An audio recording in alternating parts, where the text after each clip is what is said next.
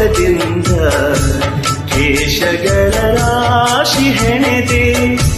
ಹಿಮಗಿರಿಯ ಕಲ್ಲಿನಿಂದ ಅಮೃತದ ಕಲಶವ ತಂದೆ ಹೆಚ್ಚೇನ ಗೂಡಿನಿಂದ ಕೆಂದುಟಿಯ ಕೆತ್ತಿದೆ ನಾನು ಭಾಸ್ಕರನ ಬೇಡಿ ಬೇಡಿ